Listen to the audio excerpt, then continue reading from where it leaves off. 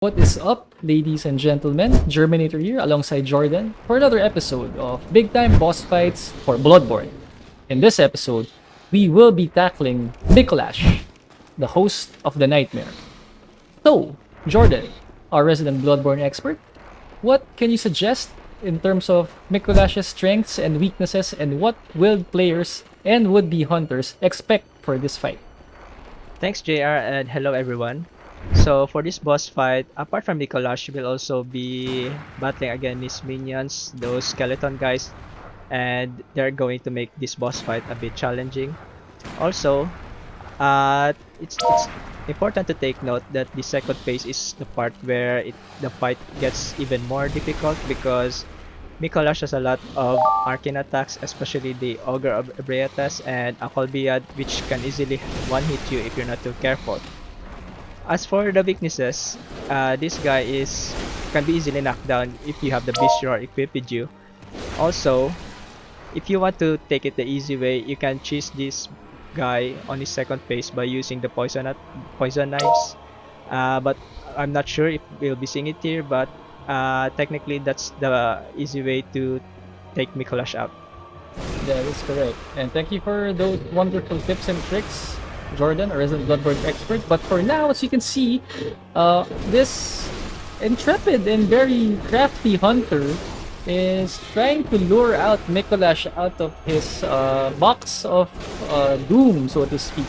This way, I guess he's trying to take out Micolash with a visceral attack and take him out. He does, as you can see right there. Apparently, Micolash can be taken out with a visceral attack. Yep, using a backstab attack. That is correct. And as you can see right now, Micolash, the most fashionably dressed, as dare I say, in Bloodborne, with this weird choice of headdress with that cage, Mensis cage right there, is really just outside his boss area, so to speak, in this juncture in the match. Very interesting technique by this hunter, if I do say so myself. Isn't it right, Jordan? Yep, I think he broke the game in a certain way. That is correct. If I do say so myself, I couldn't agree more. Because right now, at this stage in the game, at least Micolash's first stage, as you can see right there, I think you saw a glimpse of the minions right there. The minions are just trying their best to shamble their way outside and try to hit you, which in normal circumstances, what happens there is you slowly but surely get, what's the word I'm looking for? You will get swamped with the enemies, or at least get, get overwhelmed by Micolash and his two cronies in the first stage. Make sure to take care of those guys first to make the boss fight seamless and much more easier for you. Indeed, and I have to give it to this hunter as well, because usually Micolash in either stage 1 or stage 2, is really dangerous when you face him in very narrow corridors such as this. Main reason is because the Ogre of Ebrietas, my bad, it would really do a number on you if he manages to tag you with it with just one hit. If memory serves correctly, our hunter here earlier got tagged with an Ogre from Micolash, and his or her health went from 100 to at least around 40%. So you're seeing like around 60% damage if Micolash's Ogre of Ebrietas manages to hit you. Yep. So be watchful of that one, guys, and make sure that you'll fight him in a room with a big enough space to avoid getting hit by that attack easily.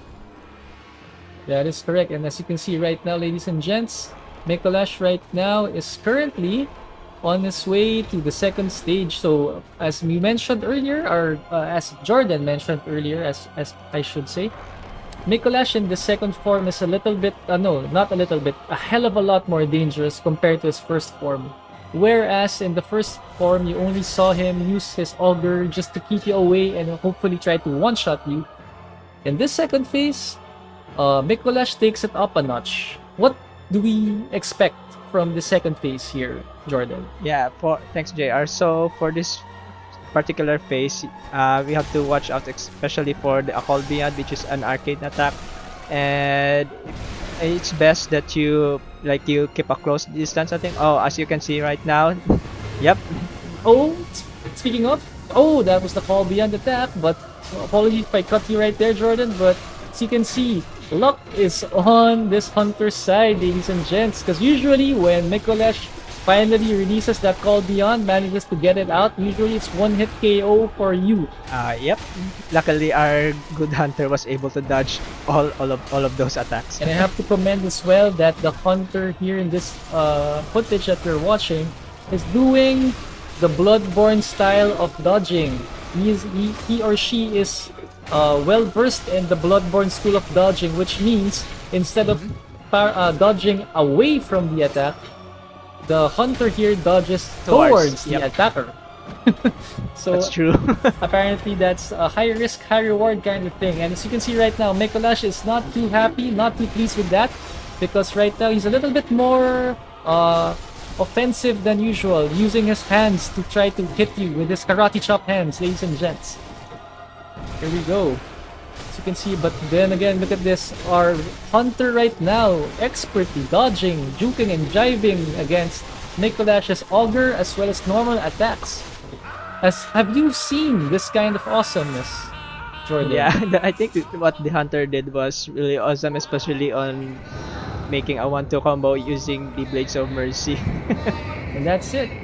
Big time boss fights, Micolash defeated. See you next time.